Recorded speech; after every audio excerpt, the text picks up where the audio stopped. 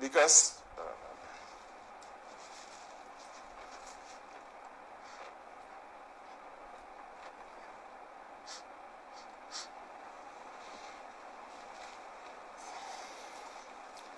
sorry about that.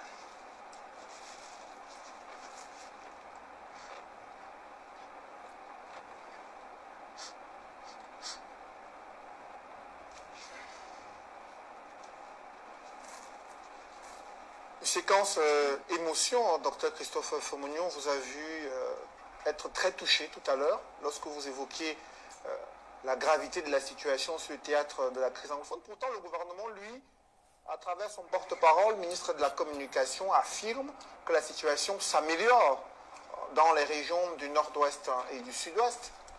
Oui, effectivement, vous savez, pour certains, il s'agit d'une question des statistiques et des chiffres.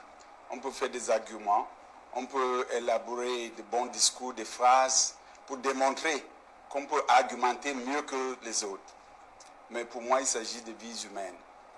Il s'agit du sang des innocents qui est en train de couler dans une région du pays où les gens étaient les plus civilisés. En fait, les gens étaient les plus respectueux de l'état de droit.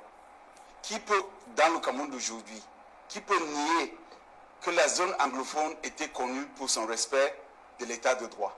Les gens qui respectaient le moindre policier, le moindre gendarme, le moindre sous-préfet, même sans armes, sont aujourd'hui, pour certains et pour la plupart, rebellés. Et ça ne dit rien à personne. Que s'est-il passé?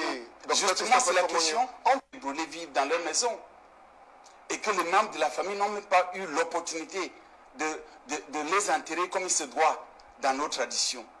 Je pense à ces enfants qui ont été pris par le feu, qui sont morts. Mais c'est des histoires à vous réveiller toute la nuit. On ne peut pas voir cela, sachant là où on se trouvait il y a cela 10, 20 ans, sachant là où on se trouvait dans les années 60, 70, et voir où le Cameroun se trouve aujourd'hui, et se mettre à faire des discours, et se mettre à faire des belles phrases pour donner l'impression